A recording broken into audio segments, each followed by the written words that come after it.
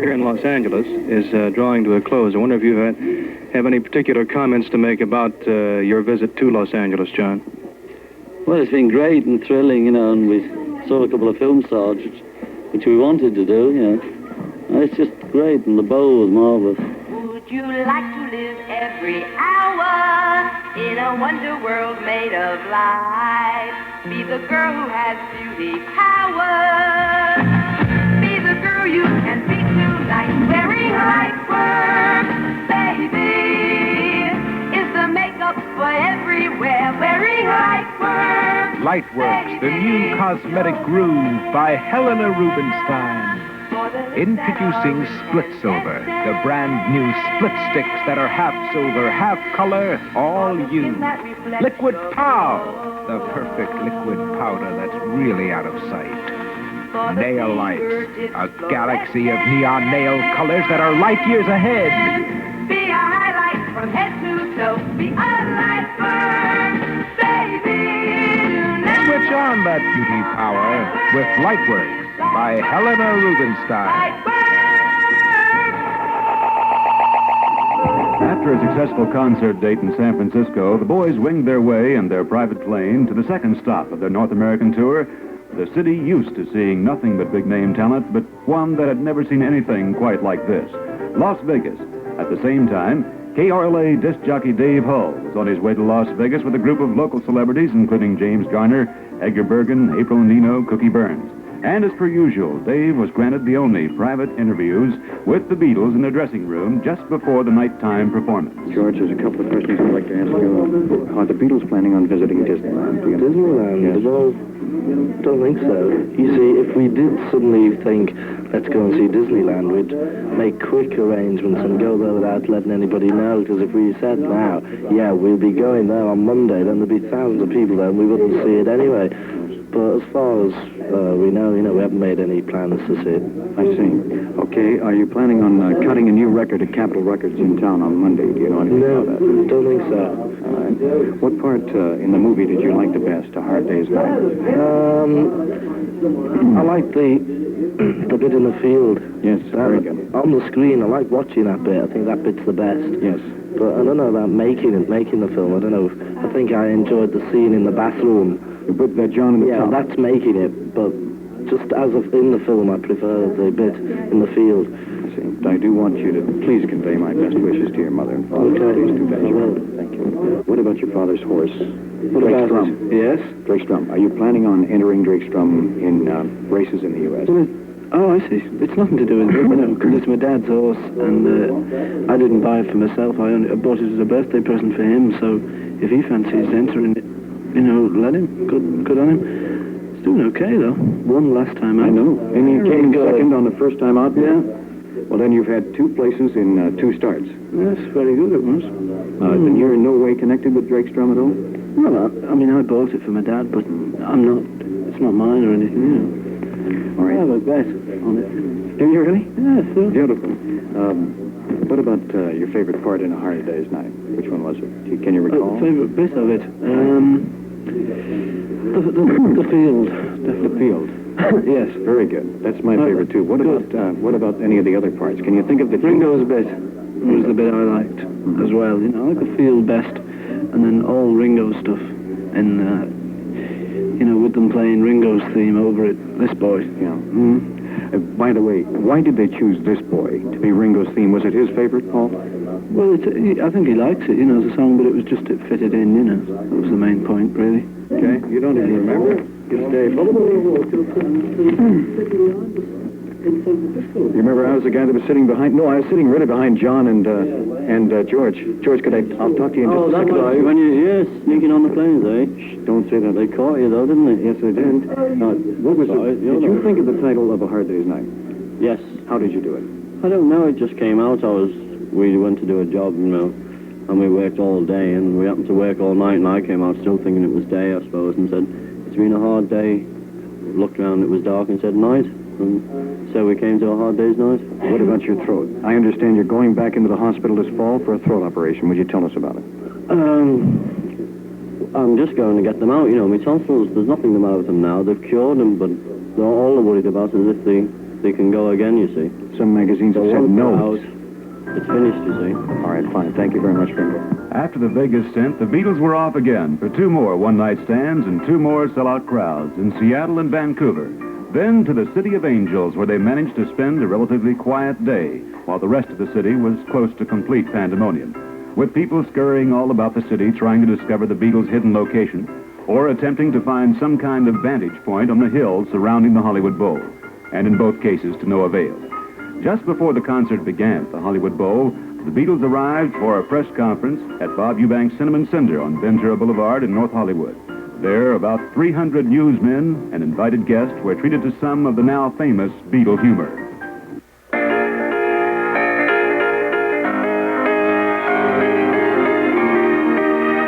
Hey, Ringo, how you doing? Fine, thanks, Dave. How are you? Oh, I'm okay, except we have to take a short break here for a commercial. It's a bit of a drag, you know. Hey, it's a Yardley's Shrimpadelic happening at Bullock's downtown. Yardley's beauty and fashion expert Hilary Farnell will be there in person.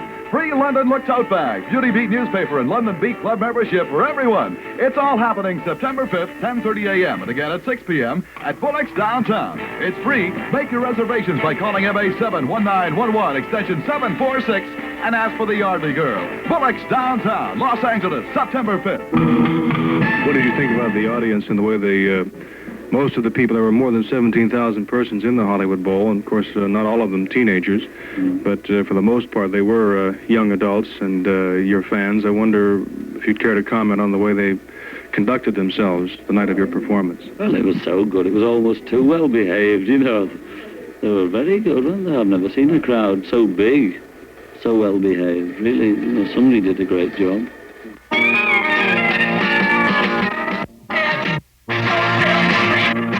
There's a revolution going on at your record store. And here's the big hit sound that's making it happen, baby. Paul Revere and the Raiders featuring Mark Lindsay with the song that's happening all over the country. The hit that kicks off the excitement in their sensational new Columbia album, Revolution. And there's more, baby, plenty more. Dig this. I Had a Dream, another out-and-out smash, and another reason why this is it. Paul Revere and the Raiders at their greatest. Revolution is out of sight. Tunes like Reno, Wanting You, Make It With Me, I Hear a Voice, and more. So right now, make the scene with the Raiders. It's Revolution by Paul Revere and the Raiders at your Columbia Records dealer now. Go, baby, go! So the psychiatrists in Seattle said they are a menace to teenagers and bring out destructive... Okay. Go on. Psychiatrists are menaces, too.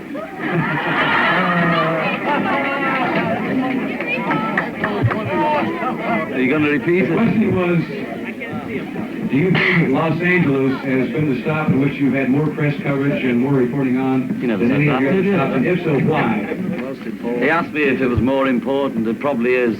And I don't know why, because we were told it is. What movie actors would you like to meet in Hollywood? Paul Newman. Paul Newman. Jim Mansfield. Was there a particular reason for your tour opening in San Francisco? Yeah, that was the first date.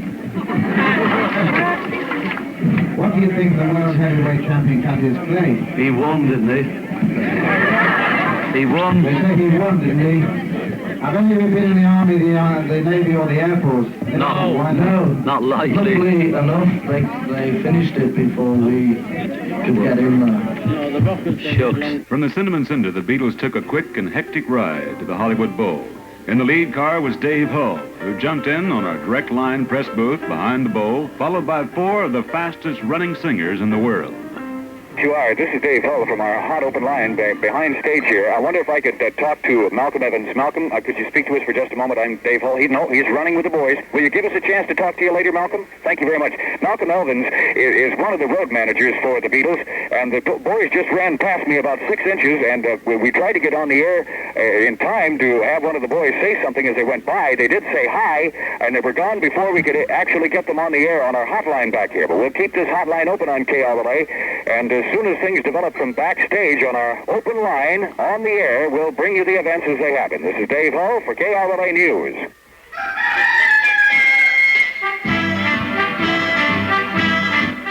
Pardon the interruption at this point, John, but we have to make some money for KRLA. Okay, Dave, thank you.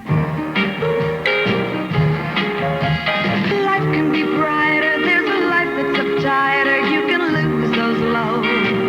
Milk makes it. KRLA is shaking all over Los Angeles with the question, what's shaking, baby? Want to dig in the sand and the surf and that stuff where the breakers are really doing it? That's in Hawaii for 2 weeks. You'll have 2 weeks rent-free in Honolulu. KRLA, along with the Dairy Council of California, wants you to share that milk drink or shake recipe you're holding. Rules in a capsule, 19 or under, and no milk mint. Send that personal frosty idea to Shake, KRLA Pasadena. Runners-up win radios and albums. Get those ideas in. Contest closes September the 3rd. Milk makes it. A cow is a cat's best friend. Milk makes it. Milk is the very end. Have you had a chance to listen to America's commercial radio at all since you've been here in Los Angeles? We do nothing else all day. We have a sort of transistor thing each, and we just have them all on at various heights. On whichever record we like, we just turn that one up. What exactly do you think of our commercial radio as opposed to the type of radio that you're accustomed to in England? Well, it's great, but they've just started a couple in Britain now, pirate ships they call them, off the British coast. Similar, only, in a sort of more modified British way. But you get good records all day, which you never got before. But I love it. Of course, we have more commercials over here, probably just as much commercialization with advertising as we do with records. Do you feel there's an overabundance of commercials on our radio stations? It does seem a lot when you just come out here. I suppose if you're used to it, it's all, Hello there. This is Lou Rawls. I've got some big news about a happening down at Sears. Sears is offering brand new albums by your favorite recording stars. Look for the latest Beach Boys, Seekers, and my album, Too Much.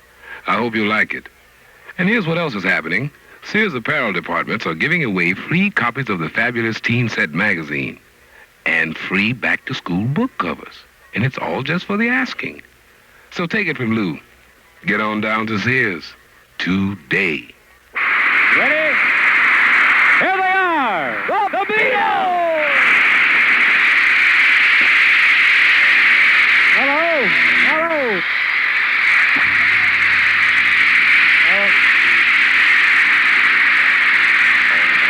Hello!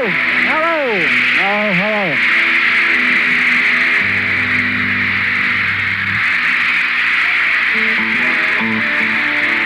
Hello! Hello! Oh, hello! Hello! Oh.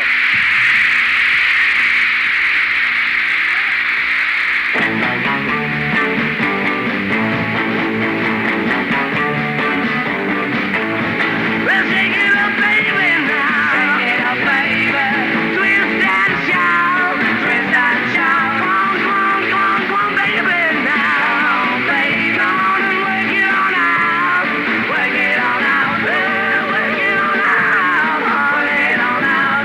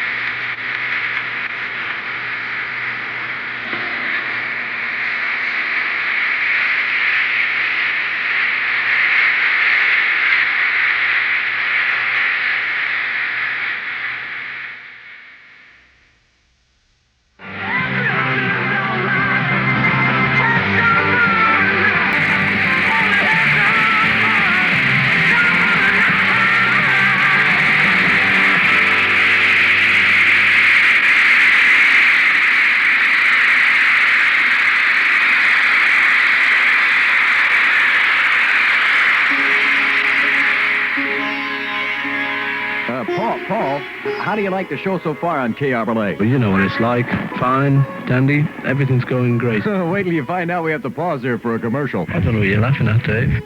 Cool it with Bubble Up, cool it with Bubble Up. Stay loose with the greatest in town. Let 16 ounces of Bubble Up bubble down. How do you feel about the reaction of teenage America, young America, to your music and the way they show their appreciation of the Beatle music by their screaming and their shrieking and their cheering? Oh, well, especially when you're performing. This is what I mean. You know, you can hardly. The predominant sound, of course, is the enthusiasm from the audience. Yeah. Well, I mean, we played for about 4 or 5 years, being completely heard. You know, and it was good fun. And it's just as good fun to play being not heard and being more popular. You know, they pay the money. If they want to scream, scream. We scream.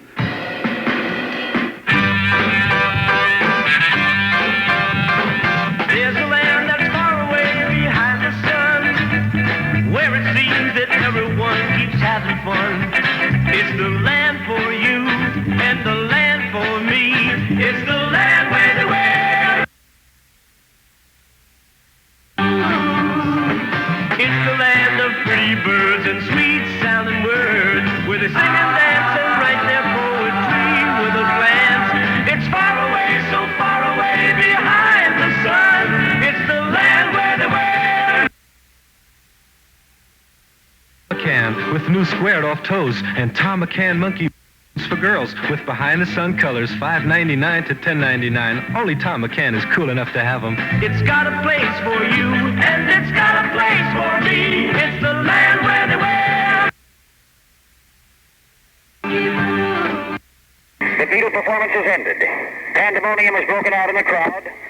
The crowd is by no means unruly. They're standing in their seats cheering for John, Paul, George, and Ringo. Paul McCartney, just a moment ago, said goodbye for all the Beatles and thanked every one of the 18,000 Beatles fans crammed into the Hollywood Bowl for this sellout crowd show tonight, and introduced their last song in their Hollywood appearance, which was Long Tall Sally. Police are now preparing to move the Beatles secretly by car out of the Hollywood Bowl into their private home where the Beatles have been kept under lock and key. In just a moment, the Beatles have been said to come this way, but evidently they're not, as some other rumors have said they'll be in the other portion of the building. As we stand by waiting to see if the Beatles will pass by our way to maybe say goodbye to everybody in Los Angeles by screaming at least a word to us here on the open line, KRLA's exclusive open line from behind the backstage of the bowl. Evidently, according to Bob Eubanks, the co-producer of the show, they have already left the bowl. This is one of the most amazing facets of security I've ever seen in my life.